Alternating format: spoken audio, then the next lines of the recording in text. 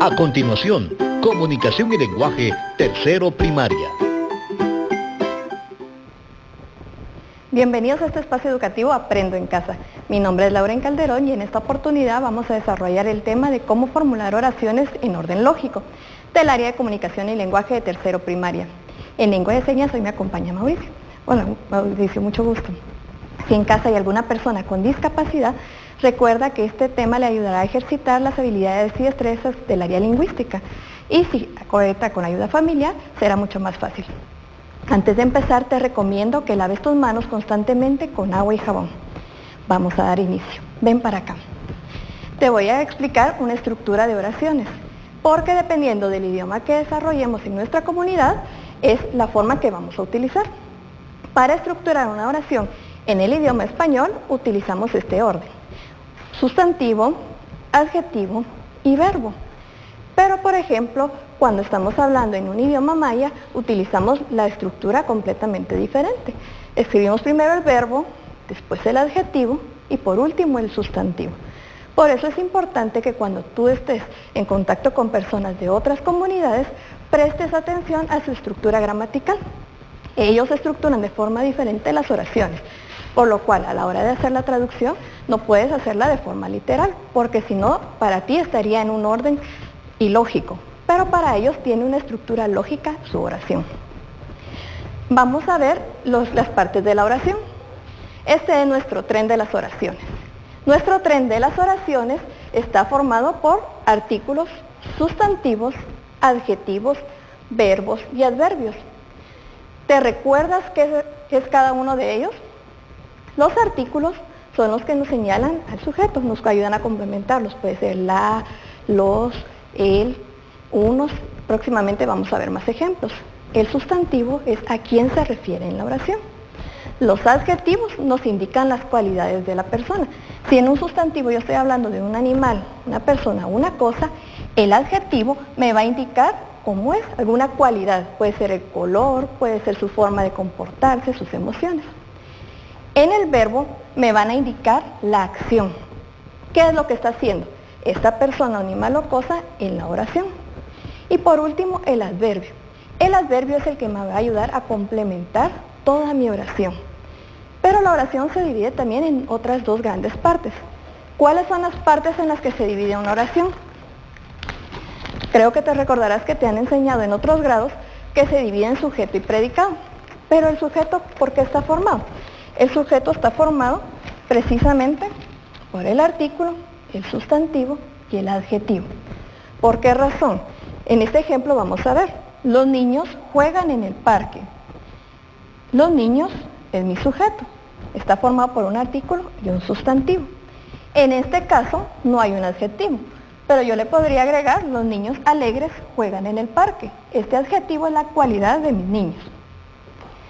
Y el predicado está formado por el verbo, el adverbio y todo el complemento de la oración.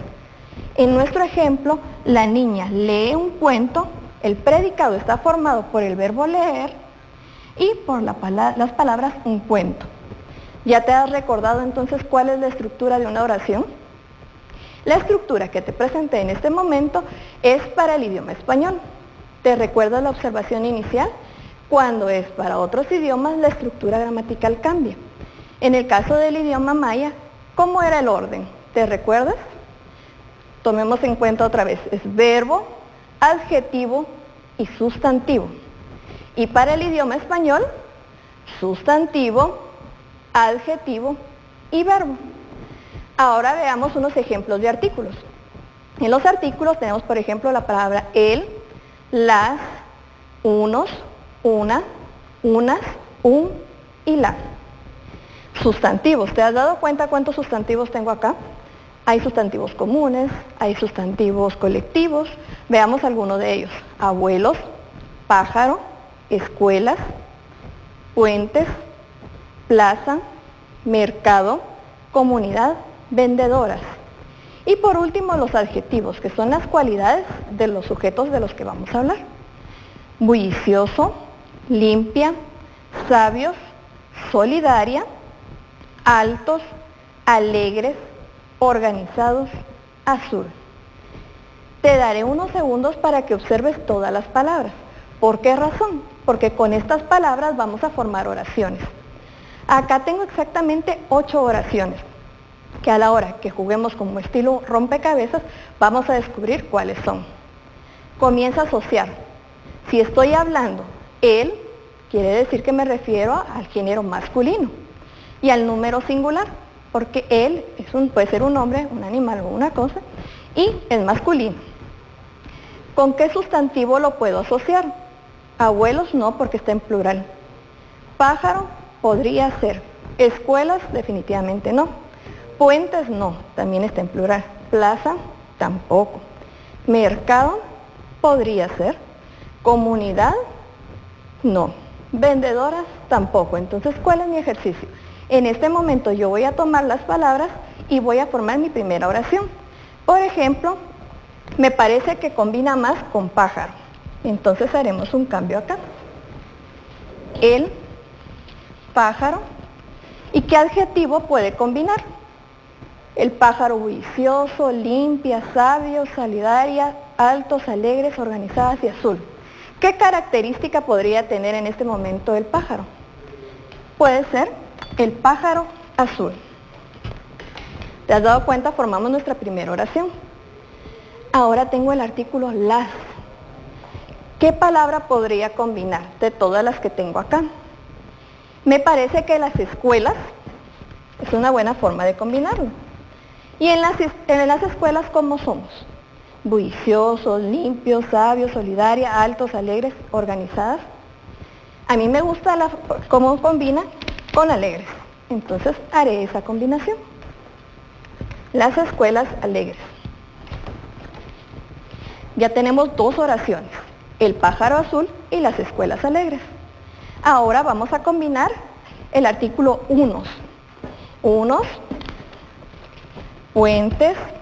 ¿Cómo podríamos combinar puentes? ¿Qué característica? ¿Cuál sería el adjetivo? Ayúdame a encontrarlo. Los puentes pueden ser altos. Ahora, haz tú la siguiente oración. Tenemos una. ¿A qué me puedo referir con una? Te daré una pista. La palabra que sigue es comunidad. ¿Y cómo son las comunidades? Busquemos de estas características que aún nos quedan acá, ¿con cuál la podemos combinar? Piensa, podría ser limpia, bulliciosa, solidaria, sabias u organizadas. Vamos a hacer la oración formándolo con una comunidad solidaria. Ahora te dejo el reto. Tenemos todavía algunos artículos. ¿Cuál es tu ejercicio? Tú vas a formar las oraciones que hacen falta. Tenemos unas, un y la. En sustantivos tenemos plaza, mercado, abuelos, vendedoras. Y en los adjetivos nos quedó todavía limpia, sabios, organizados y bulliciosos. Tú vas a formar las oraciones que nos hacen falta. Y también te percataste que nos falta un artículo. Entonces tú puedes agregar a la oración que te quede sin artículo, el artículo que combina mejor con ellas. Sin darte cuenta, formamos ¿cuántas oraciones en este momento? Formamos 4 oraciones. Muy bien, ahora acompáñame por este lado. ¿Te recuerdas que hablamos de los verbos? Los verbos son las palabras que expresan acciones. ¿Y cómo terminan los verbos? Terminan en ar, ir. Pueden estar en presente, si está sucediendo en este momento, en pasado, si es algo que ya sucedió, o en futuro, si es algo que va a suceder después. Y los sustantivos. ¿Qué clases de sustantivos estamos utilizando? Teníamos sustantivos comunes. ¿Te diste cuenta que ahí utilizamos varios? Los sustantivos propios, como los nombres de las personas, o de las ciudades, o de los animales. Los concretos, cuando nos señalan seres y objetos que podemos ver, oír, oler o tocar. También tenemos abstractos, como las emociones o los sentimientos. Los individuales, cuando hablamos de una sola cosa. Por ejemplo, una oveja o un pino.